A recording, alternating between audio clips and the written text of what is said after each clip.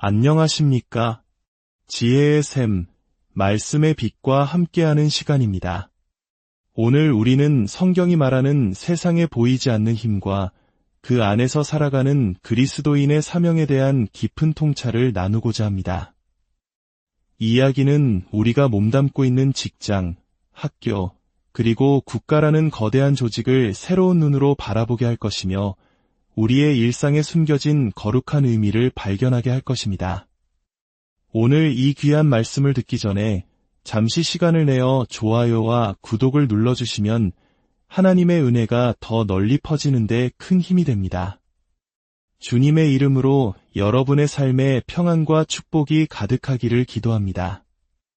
우리가 살아가는 세상에는 단순히 개인들의 의지를 넘어 움직이는 거대한 힘들이 존재합니다. 성경은 이것을 권세들, 정사, 보좌들, 주관들과 같은 다양한 용어로 표현합니다. 신약 성경, 특히 바울 서신에서 이러한 용어들이 목록처럼 나열될 때 저자는 아마 각각의 단어에 대한 엄격한 사전적 정의를 가지고 있지는 않았을 것입니다. 오히려 이는 1세기 그리스도인들이 직면했던 눈에 보이지 않지만 분명히 실제하며 세상을 움직이는 거대한 세력들이 있음을 인정하는 표현 방식이었습니다. 이는 마치 오늘날 우리가 경제적인 힘, 정치적인 흐름, 민족주의의 물결과 같이 말하는 것과 비슷합니다. 이러한 힘들은 그 안에 속한 모든 사람들의 의도를 합친 것보다 훨씬 더 거대하고 강력한 실체입니다. 전 세계에서 벌어지는 수많은 갈등과 분쟁을 생각해 보십시오. 그것은 단순히 몇몇 지도자들의 결정만으로 일어나는 것이 아닙니다. 그 배경에는 역사, 이념, 민족적 감정이라는 거대한 권세들이 서로 충돌하고 있으며 수많은 사람들이 그 힘의 소용돌이에 휘말려 고통받고 있습니다.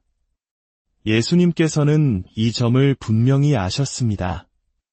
그분은 제자들에게 로마의 총독이나 헤롯 왕과 같은 가시적인 권력자들만을 문제의 근원으로 보지 말라고 경고하셨습니다.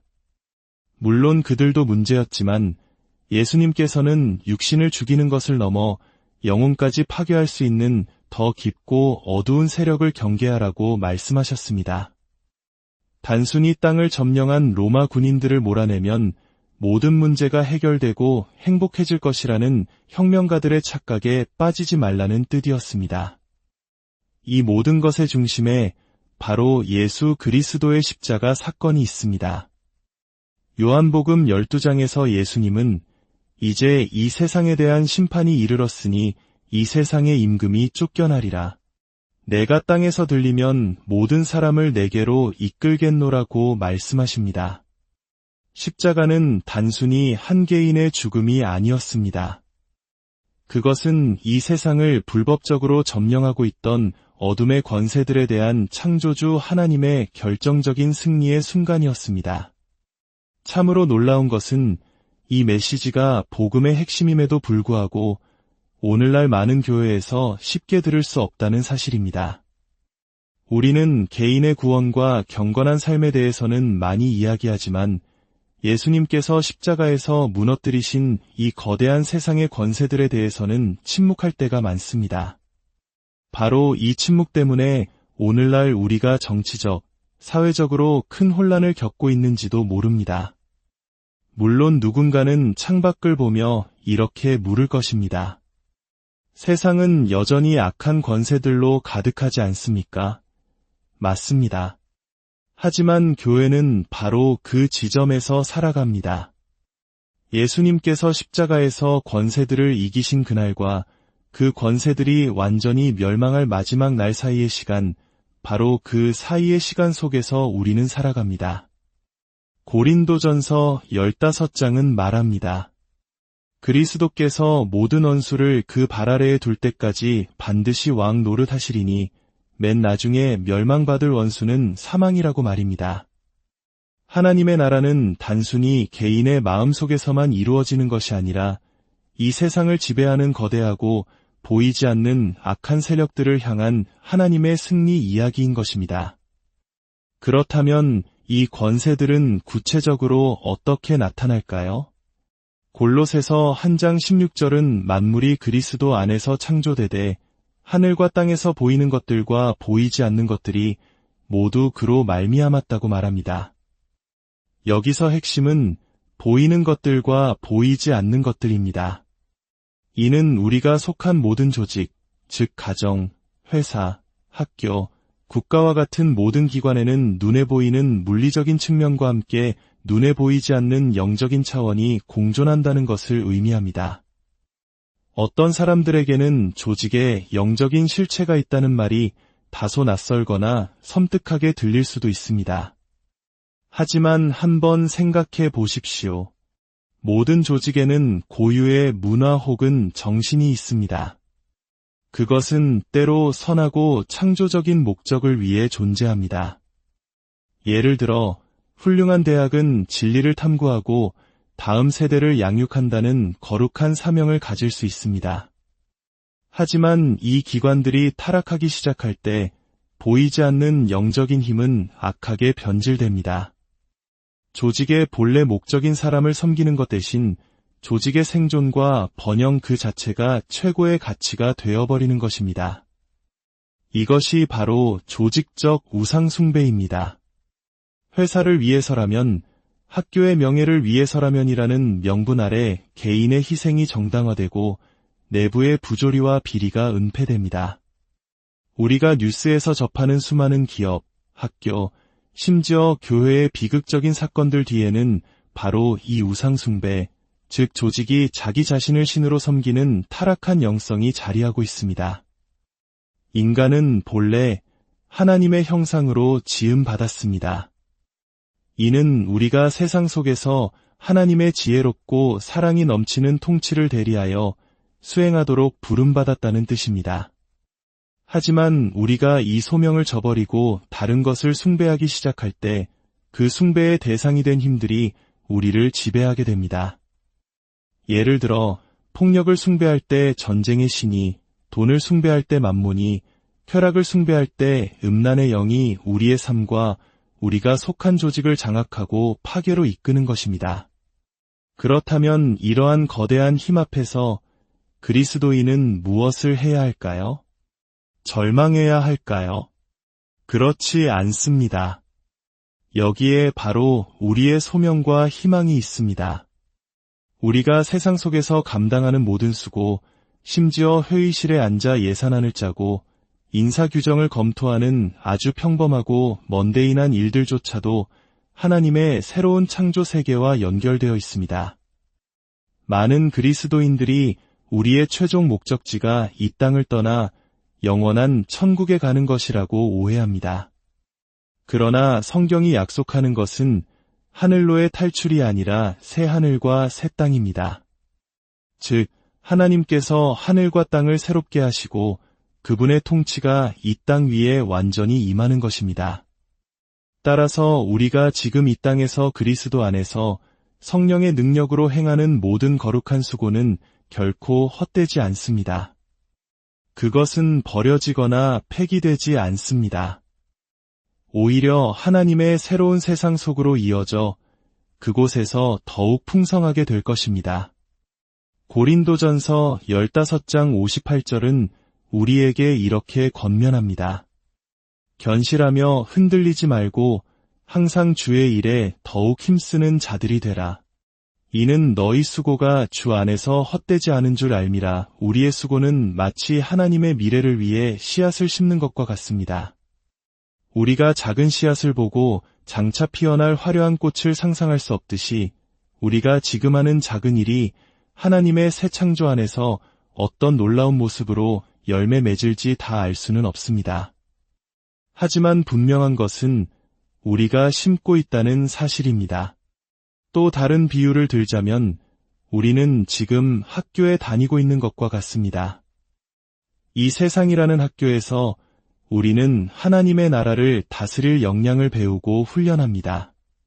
사랑, 정의, 긍휼, 지혜와 같은 덕목들을 힘겹게 연습합니다. 이 모든 훈련은 장차 완전히 회복될 하나님의 나라에서 우리의 온전한 소명을 감당하기 위한 준비 과정입니다. 하지만 이 영광스러운 부르심에는 반드시 따라오는 것이 있습니다. 바로 고난입니다. 예수님께서는 왕이심과 동시에 고난받는 종이셨습니다. 그분의 통치와 고난, 즉 왕관과 십자가는 신비롭게 하나로 엮여 있습니다. 예수님께서는 제자들에게 나를 따르려거든 자기를 부인하고 자기 십자가를 지고 나를 따를 것이니라고 말씀하셨습니다.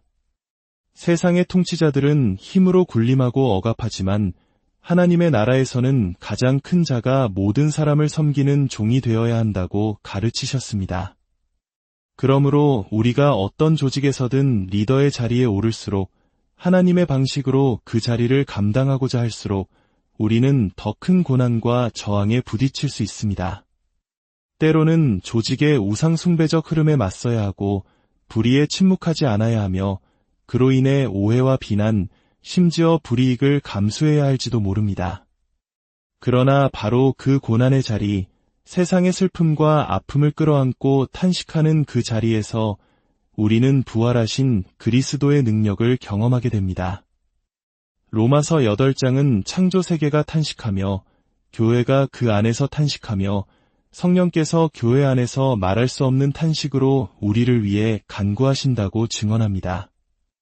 이 탄식을 통해 우리는 그리스도의 형상을 닮아가며 그 어떤 권세도 우리를 하나님의 사랑에서 끊을 수 없다는 승리를 선포하게 되는 것입니다. 그렇다면 국가라는 가장 거대한 조직에 대한 교회의 자세는 어떠해야 할까요? 교회의 사명은 특정 정당을 지지하거나 정치 권력을 획득하는 것이 아닙니다. 교회는 세상의 권력을 향해 진리를 말하는 거룩한 책임을 위임받았습니다. 오늘날 많은 교회들이 이 책임을 포기하고 신앙을 개인적인 영역에만 가두거나 혹은 단순히 투표 행위에 모든 책임을 떠넘겨버렸습니다. 그러나 성경이 보여주는 교회의 가장 강력한 정치적 행위는 로비나 시위가 아닙니다. 그것은 교회가 교회답게 존재하는 것 그 자체입니다. 에베소서 3장은 교회를 통하여 하늘에 있는 통치자들과 권세들에게 하나님의 각종 지혜를 알게 하려 하심이라고 선포합니다. 어떻게 교회가 그럴 수 있습니까? 바로 서로 다른 사람들이 그리스도 안에서 하나가 되는 모습을 통해서입니다. 인종, 언어, 계층, 성별, 정치적 견해의 장벽을 넘어 원수 같던 사람들이 한 몸을 이루어 서로 사랑하며 함께 하나님을 예배하는 공동체.